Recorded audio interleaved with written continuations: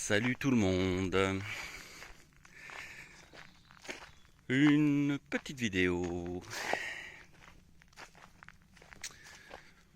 pour deux trois mises au point.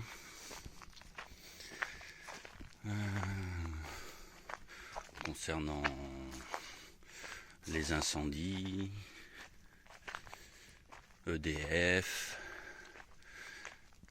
Greta,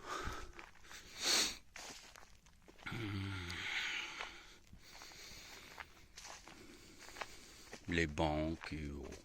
Je vais bidouiller en fait. Je vais bidouiller parce que j'ai pas vraiment de sujet. Juste des petits trucs que j'ai vus par-ci par-là traîner sur les réseaux sociaux. Excusez-moi, il n'y a pas longtemps que je suis réveillé. Et là, je m'en vais courir.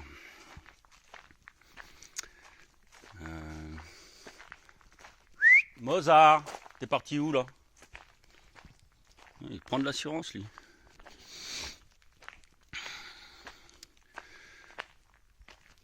Bon, vous avez vu tous ces incendies qui se développent partout. C'est assez surprenant. Il n'y a pas de hasard, hein, bien entendu. Des incendies d'usines, d'entreprises, de discothèques,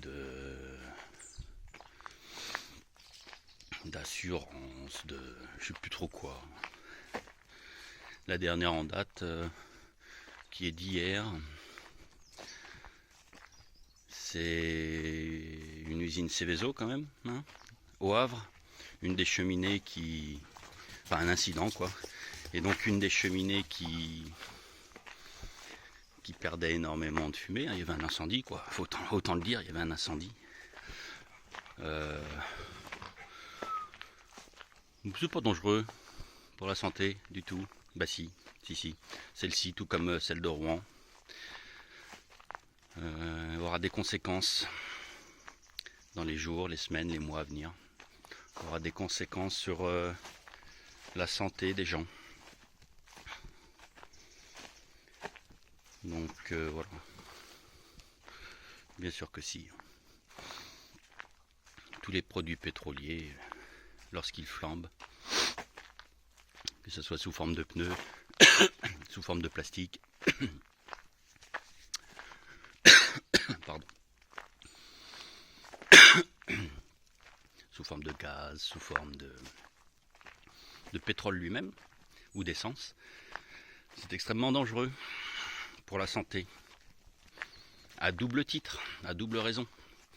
La première étant que, évidemment, hein, ce sont des produits nocifs pour les poumons,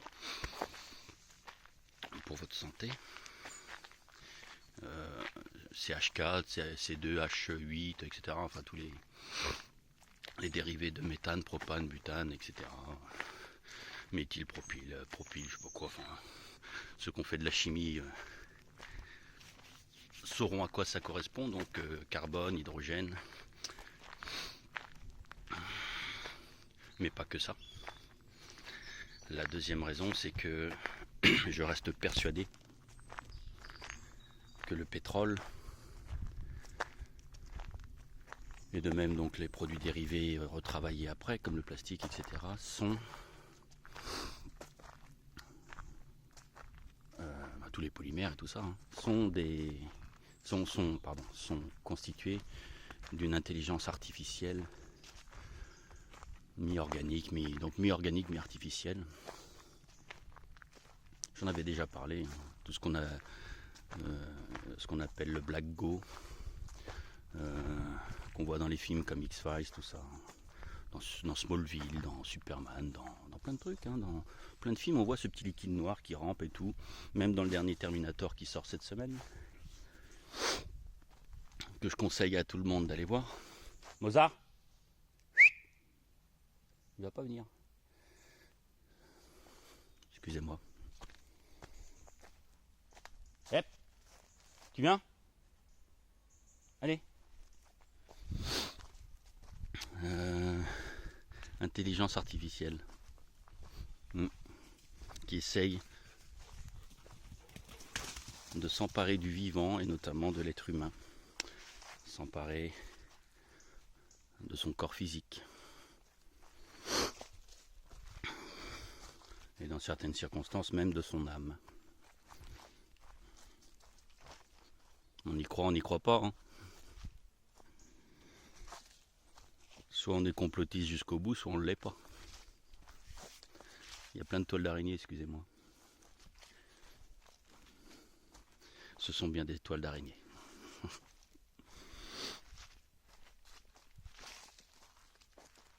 Bon, donc j'en reviens à tous ces accidents du coup. Parce que j'avais fait une petite aparté sur Lubrizol de Rouen et cette société Céveso également du Havre. Il n'y a pas de hasard dans tous ces incendies. Ça nous donne l'impression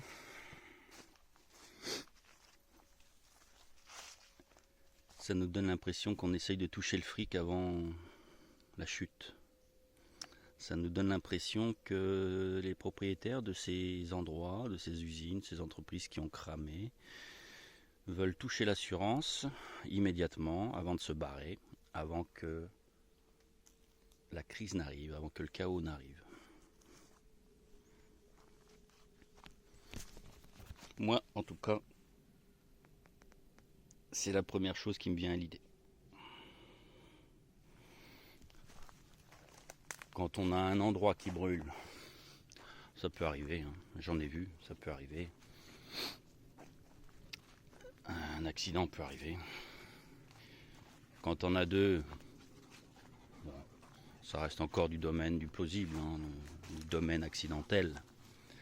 Quand ça commence à augmenter 3, 4, 10, 20, 50, là il n'y a plus de hasard. D'ailleurs, il n'y en a jamais eu, ça n'existe pas le hasard. Mais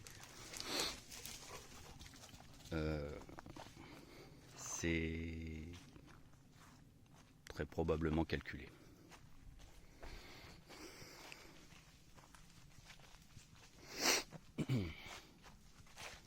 Bon, à vous de faire votre propre jugement après. Par contre, c'est à bien différencier de l'incendie de Notre-Dame. C'est un autre souci, c'est un autre problème. On va en parler. Enfin, c'est aussi une question de pognon. C'est une question de redémarrer sur une base propre par rapport à Notre-Dame, sur un projet qui a été établi vers 2017, où on avait fait appel à des candidatures, à des investisseurs pour acheter des parts dans les différents projets établis. Et donc voilà, ils veulent faire le grand comment on appelle ça là, autour de Notre-Dame, hein. Ils veulent faire tout un projet gigantesque, bien entendu, dont les investisseurs seront privés. Hein, bien, ben oui, ce sera privé, ce ne sera pas public. Donc ça ne rapportera pas à l'État. C'est-à-dire ça ne nous rapportera pas à nous.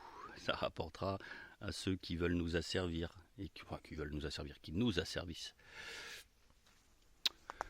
Autre chose, donc voilà, ça c'est à bien différencier de tous les autres incendies.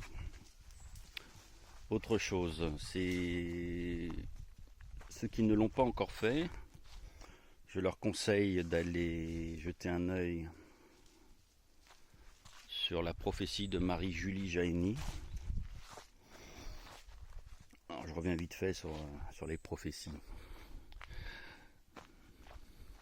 Ce n'est pas parce que je parle de prophéties dans différentes vidéos que j'avalise les prophéties, bien au contraire. Toutes les prophéties sont des manipulations, ont été conçues longtemps à l'avance, d'accord ? Ont été créées longtemps à l'avance par les différentes branches franc-maçonnes pour nous faire croire qu'il y a des gens, des channeling, qui reçoivent des messages d'outre-tombe, du ciel ou de je ne sais où, d'entités leur annonçant le futur. Non. Non, c'est au contraire des agendas. Hein, les prophéties sont des agendas, détaillent détaille très précisément ce qui va se passer dans le futur. Et forcément, on y croit, puisque ça arrive. Ah oui, regardez Nostradamus, ou Chico Xavier, ou je ne sais trop quelle imposture. Ça arrive, bah oui, puisque c'est eux qui le créent.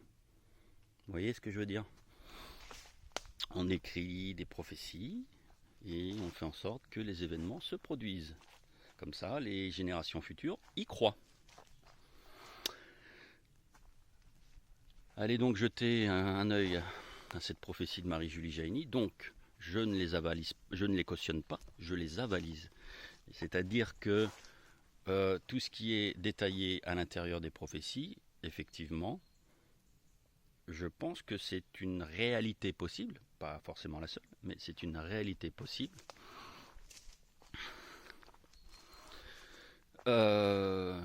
Mais que ce n'est pas créé par ces faux prophètes.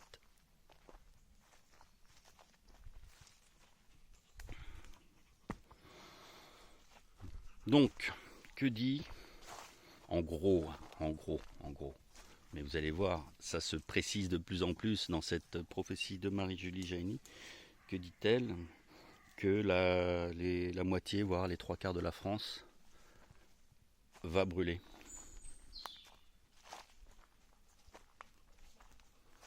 Un petit peu ce qui est en train de se passer. Qu'il va y avoir des conflits de religion entre chrétiens et musulmans. Ah bon? Créé de toutes pièces, bien entendu. Hein.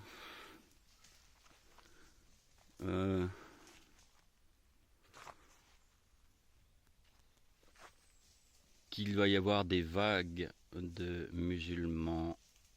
Alors bien entendu, pas ceux qui cohabitent avec nous depuis des lustres, mais de radicaux, de manipuler du bulbe, de manipuler du bocal, qui ne comprennent pas que le peuple chrétien n'est pas leur ennemi, qu'ils sont manipulés tout autant que nous, tout autant que vous.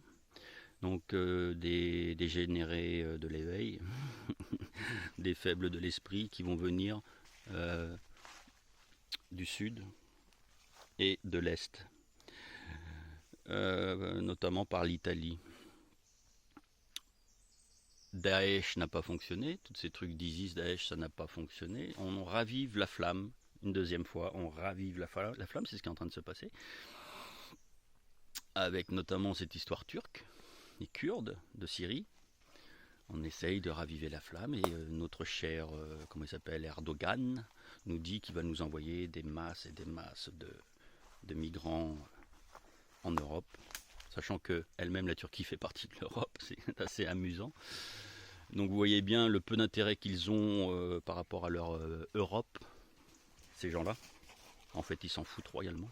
C'était juste une histoire de s'en foutre plein les fouilles. Donc c'est exactement ce qui est décrit, ce qui est en train de se passer, c'est exactement ce qui est décrit dans la prophétie de Marie-Julie Jaïni. C'est la période, si jamais ça foire, si jamais ça clash, il y a toujours de quoi se nourrir dans la nature, à n'importe quelle période de l'année. Bah oui, c'est comme ça, mais il faut le savoir. Hein. Les citadins vont en chier, les gens de la ville vont en chier. C'est d'ailleurs décrit très correctement dans cette prophétie de Marie-Julie Jaïni.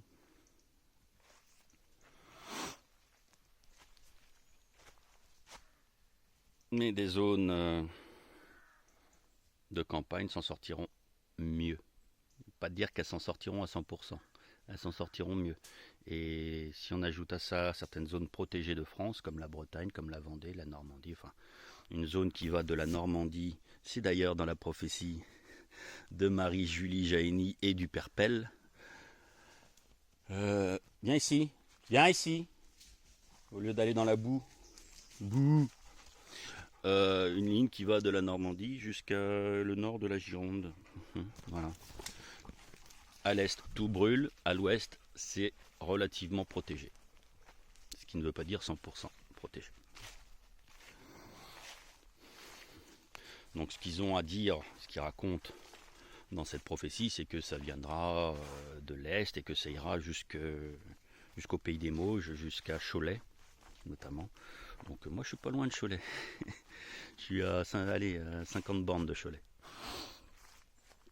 Voilà, en gros. Ça c'est ce qu'ils disent, c'est ce qu'ils pensent, c'est ce qu'ils croient, c'est ce qu'ils veulent. C'est pas forcément ce qui va arriver. Et plus il y aura de gens à le penser, que ça ne va pas arriver, et moins il y aura de chances que ça arrive. C'est logique. La pensée créatrice, hein, j'en ai déjà parlé plein de fois. À vous. À vous de faire foirer toutes ces prophéties à la con. Anxiogènes. Anxiogènes par excellence. Ah, vous voyez un magnifique soleil aujourd'hui, il a plu pendant une semaine. Chez moi, c'est pâteux, c'est boueux. Alors ça m'amène justement à un autre sujet, ça aussi. Alors, juste pour finir avec cette prophétie de Marie-Julie Jaïni.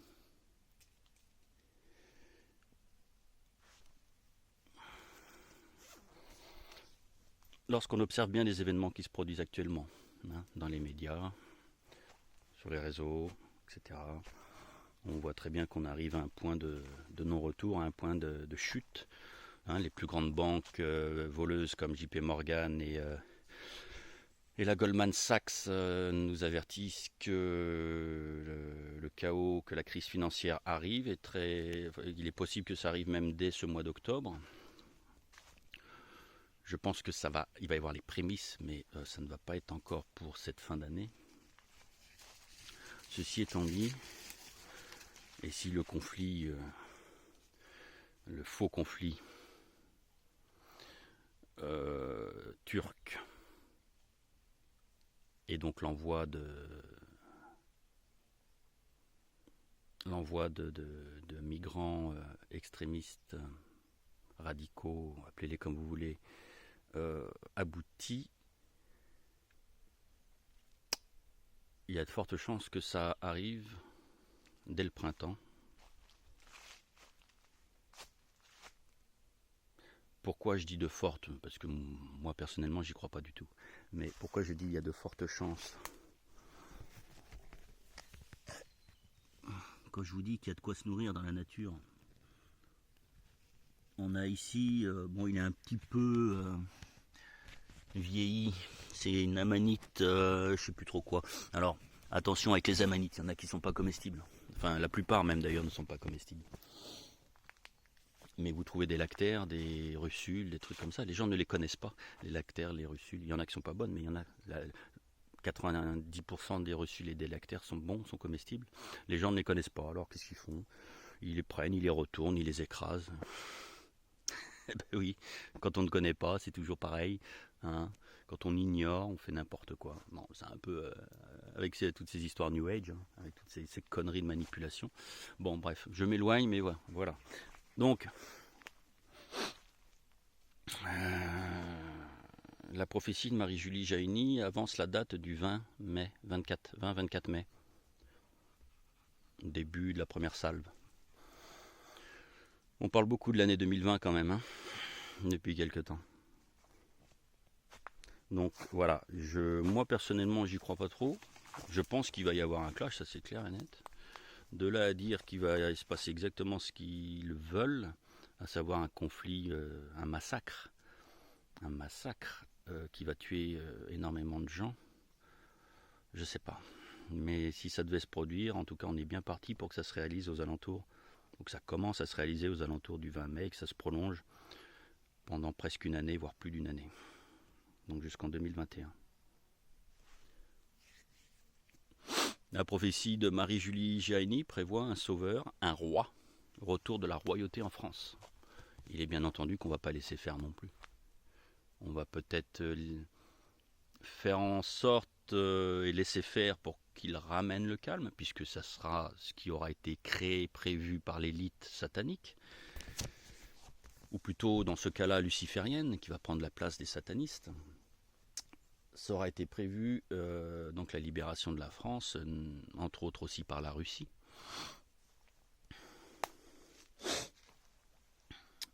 Mais par donc ce descendant des Bourbons, le roi Louis XX par exemple, ou je ne sais plus comment il s'appelle là, un mec qui se la pète et qui se la raconte.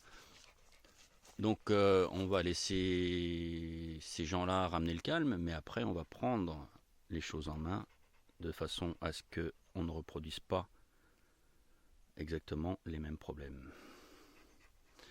Ça sera le moment venu de se prendre en main et que tous les corps de métier, toutes les religions se tiennent la main dans la main pour dégager toute cette racaille qui, je le rappelle, est au service d'entités interdimensionnelles. Je ne reviendrai pas forcément dessus. J'en parlais peut-être un petit peu tout à l'heure. Hop là. Alors là,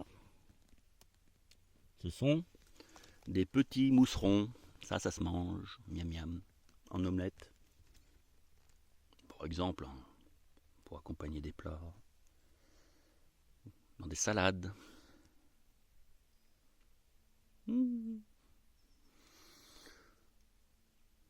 Alors, la prophétie de Marie-Julie Jaïni explique également que lorsque ces événements se produiront, on aura affaire à un hiver extrêmement froid et que les cultures seront plus ou moins stoppées, saccagées par les conditions climatiques. J'ai vu un bulletin météo qui annonce à l'avance ce qui va se passer cet hiver. Oui, il va faire relativement doux, il n'y aura pas de froid d'annoncer, patati patata, parce qu'ils essayent encore de nous vendre leur réchauffement climatique. Mais bon, imaginez qu'en fait, ils nous disent cela pour qu'on ne se méfie pas. C'était une vache. Pour qu'on ne se méfie pas et qu'on ne prenne pas nos précautions quant à un hiver froid. Tout est possible. C'est possible également que ce soit vrai, que ce soit un hiver doux. Ah oui, d'accord. Les vaches ont vu mon chien, c'est ça en fait. Et puis elle se pointe, elle se ramène, regardez. Elle se pointe là. Ouais, qui c'est que cette bête blanche là, elle est plus petite que nous.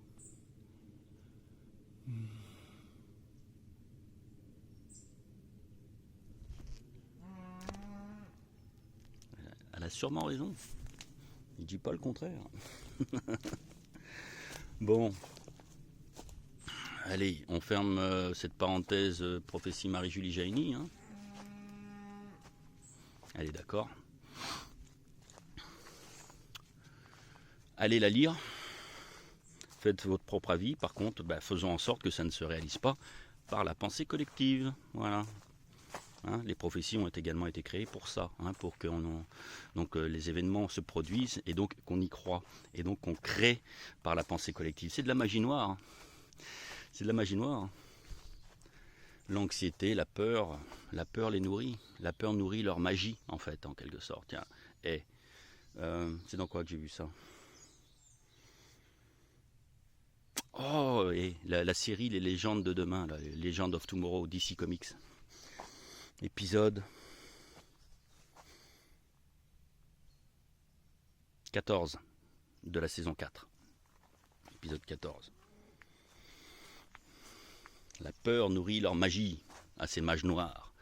Mages noirs qui peuvent également être des mages blancs. Hein, c'est des faux mages. Des faux mages blancs. Elle est bonne celle-là. Bon. Donc toutes sortes de magie, hein, qu'elle soit noire ou blanche, est contre nature et contre spirituelle.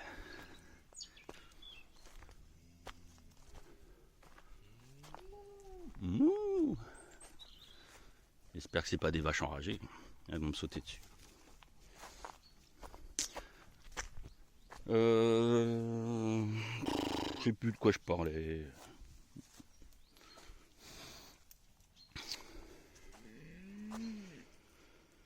Ah oui, la sécheresse. Ah bah tiens, ça tombe très bien, vu l'endroit où j'arrive. Il y a encore plein de petits champignons comestibles qu'on appelle des netchas. Netchas, c'est des petits champignons avec un chapeau blanc, puis la pointe du chapeau un peu brune, les lamelles blanches. Toujours une petite collerette autour du pied.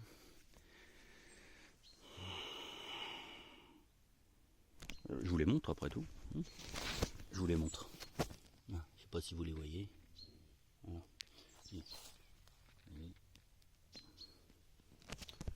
Bon, ben ça, ceux qui connaissent le savent que c'est comestible. La sécheresse qu'il y a eu cet été, sécheresse a été programmée bien entendu par effet micro-ondes, avec l'épandage d'aluminium qui faisait effet de serre, qui fait que les rayons du soleil étaient beaucoup plus, que la chaleur à l'intérieur de ce dôme était beaucoup plus puissante, que par moment on épandait d'autres produits qui faisaient que les rayons du soleil étaient beaucoup plus puissants. On a créé une sécheresse, enfin bon, peu importe, il y a plusieurs méthodes pour le faire, j'en avais déjà parlé. On a rendu les sols hyper secs, ils craquaient même, les sols craquaient, ça pouvait même, avec une petite aide, genre un petit laser, créer des incendies. Donc de la terre compacte, les ruisseaux, les mares, ça séchait, une terre compacte qui craquait, qui finalement était le premier épisode d'une grosse manipulation, à savoir les inondations maintenant qu'il va y avoir. Bah oui. La terre est tellement sèche, la terre est tellement compacte que l'eau ne rentre plus dans le sol mais ruisselle dessus. Ah oui, maintenant on fait pleuvoir à fond. Ah oui, il pleut, bergère. Entre tes blancs moutons, il pleut beaucoup et l'eau ruisselle à présent sur les terres sèches et arides qui ont été créées cet été. On est toujours en été, mais bon. Donc le deuxième épisode, je vais même vous le montrer, c'est exactement ce qui se produit ici.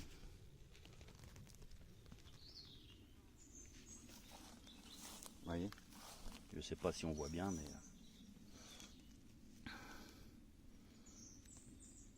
l'eau ruisselle. On va avancer un peu, puis on va. Vous voyez, voilà. Bon. Vous allez me dire, le terrain est un peu en pente ici. C'est vrai. Ceci étant dit, du coup, la terre qui est au-dessus ne boit plus.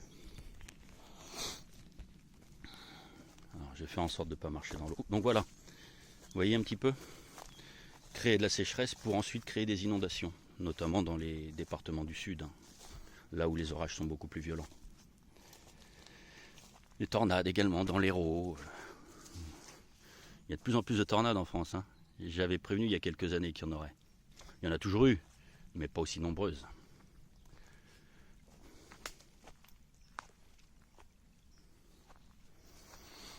Donc voilà. Voilà à peu près ce que j'avais à dire. Alors j'ai vu, pareil, c'est abominable de voir ça, mais il y a des gens qui croient encore en un sauvetage des Pléiadiens.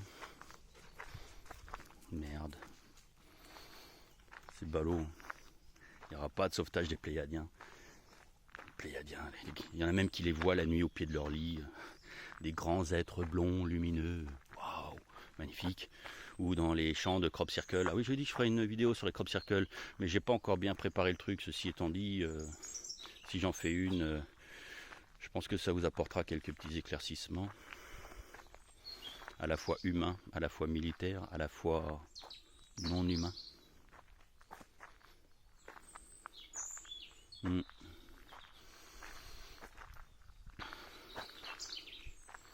dirais que c'est à mettre un petit peu en parallèle avec les prophéties.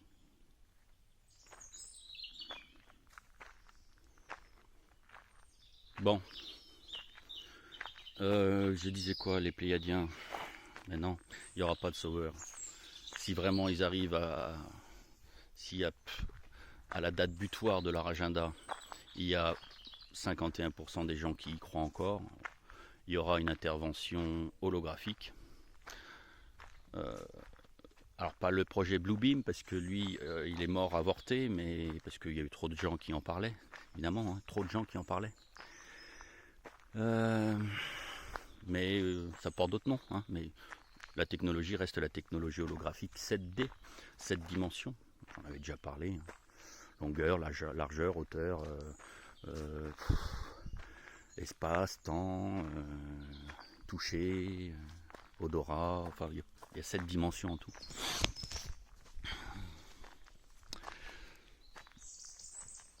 C'est tout ce qu'il y aura. Une intervention franc-maçonne et archontique, mais rien d'autre. Au service des petits gris, qui sont les véritables pléiadiens. Les petits gris, par télépathie, par contrôle mental, se font passer pour des grands blonds. Hein, ben oui, protecteurs, sauveurs. Les petits gris au service de l'intelligence artificielle, de l'univers miroir, de l'interdimension. Surtout l'univers miroir, l'interdimension, on laisse ça aux saloperies interdimensionnelles comme les reptiles, les mantes, et plein d'autres. Donc, les pléiadiens et les humaux, les humites qui sont parmi nous, qu'ils viennent me voir, et là j'y croirais. Hein. En tout cas, c'est pas les infos que j'ai reçues. Les humides, c'est humide, c'est foireux. Hein. Il y a de quoi se tromper. Se tromper, pardon. C'est le matin, excusez-moi, je suis pardonnable. Bon, pas de pléiadiens. D'ailleurs, tous ces noms, hein, pléiadiens, humites, arcturiens, j'ai cru pendant un temps aux arcturiens, parce que eux, par contre, ils sont un peu plus crédibles dans leur prophétie, dans leur channeling, ils sont un peu plus crédibles par rapport aux arcturiens. Les andromédiens, les drôles de petits chiens, tout ça, c'est de la daube, hein, bien sûr, bien entendu, c'est de la merde. New Age, c'est du contrôle mental franc-maçon archontique. Donc les archontes, hein, les mages noirs ou blancs, druides, au service de l'interdimension, mais plutôt, je dirais, au service des grilles de l'intelligence artificielle qui doit absolument se développer dans le présent pour exister dans le futur. Est-ce que ça sera dans cet univers ou dans l'univers miroir? Est-ce qu'elle restera dans cette saloperie d'univers miroir, ou est-ce qu'elle va envahir notre univers? Est-ce qu'elle va s'accaparer notre réalité? Dans cette 3D, il y a deux réalités, hein. La réalité divine originelle et la réalité miroir artificielle. J'en ai déjà parlé. Voilà. Plus vous croirez aux pléiadiens, plus ces salopards qui sont aux manettes auront de chances de créer leur show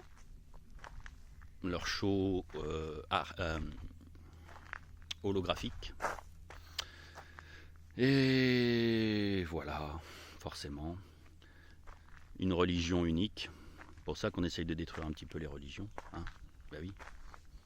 De se les faire bouffer entre elles, parce que non seulement ça crée des sacrifices, des morts, des sacrifices au profit de Baphomet, le chef des archontes, le chef des chefs des sataniques, une sous-merde.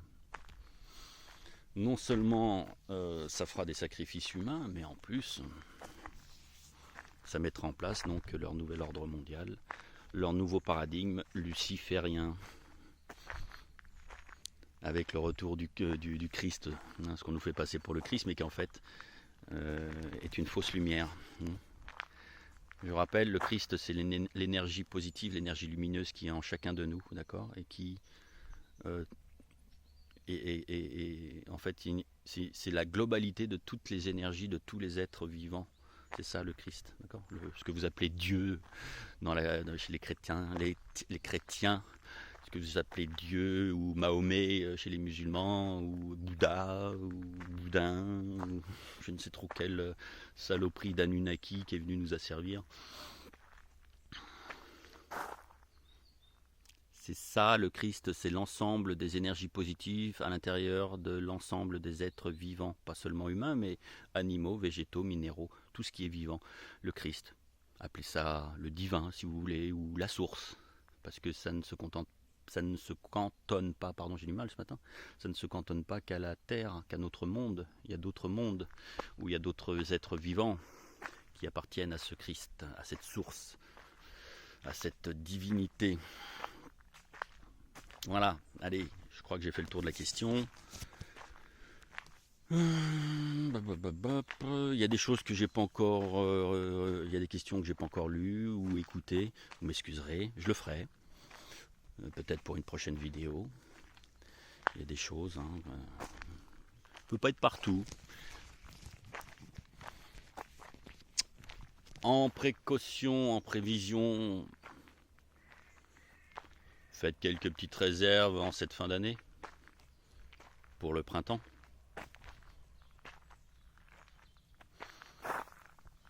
Je n'annonce pas de date. Dans le passé, j'annonçais des dates et ça ne se réalisait jamais parce que justement, j'avais pas toutes les notions de la pensée créatrice. Et maintenant qu'on sait que plus il y a d'esprits qui vont dans un même sens, plus il y a de pensées qui vont dans un même sens, plus on a de chances de créer les événements. Donc, les dates, finalement, elles n'ont de limite que la pensée globale. Elles vont se réaliser que si la pensée globale voudra qu'elle se réalise ou pas. Donc c'est assez compliqué, assez difficile de donner des dates. Ceci étant dit, rien n'empêche de prendre des précautions. Ah, les gars, les conserves, c'est pas très bien les conserves, mais quand même, un peu, ça peut aider, ça peut sauver. Vaut mieux être prudent, prévoyant, même s'il ne se produit rien. Ça mange pas de pain. Donc, bon, il y a un pivert dans le coin.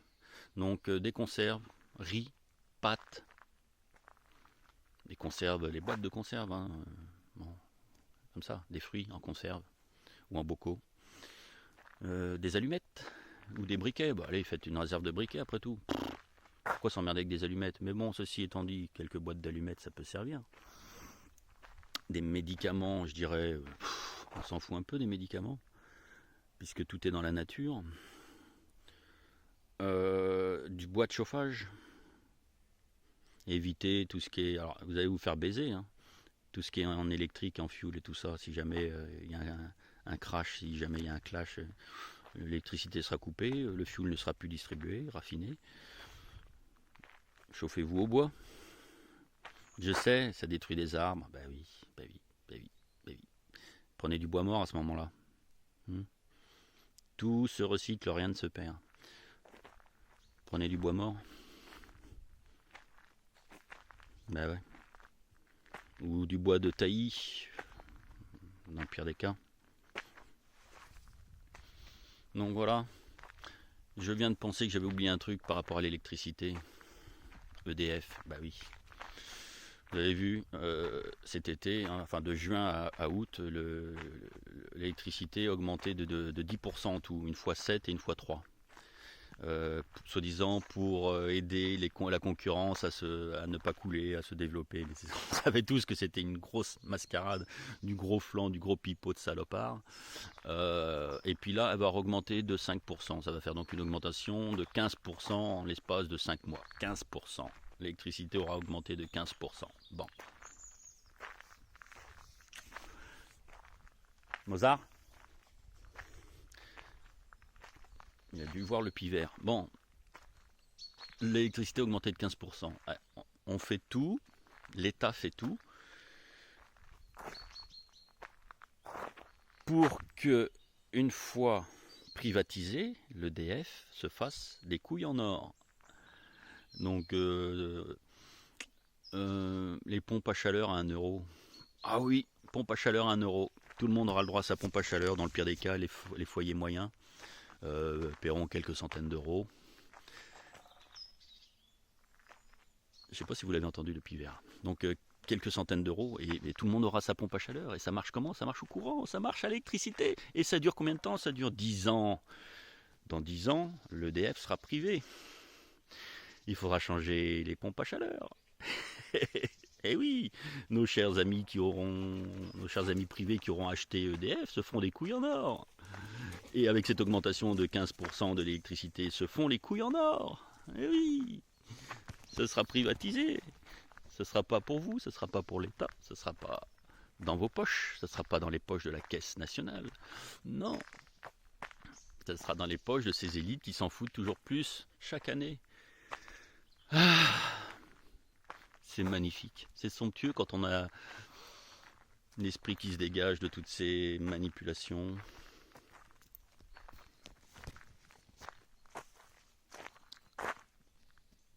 Alors, c'est un paysage magnifique malgré au premier plan des arbres abattus. Mais bon, à un moment donné, il faut quand même réguler. Non, il ne faut pas non plus faire n'importe quoi, mais il faut réguler, il n'y a pas le choix. Mais voilà, ce que je voulais vous faire partager, c'est ce paysage quand même.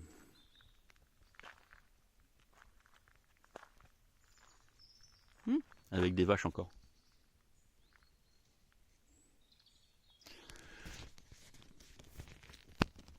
Les tarifs de l'électricité augmentent.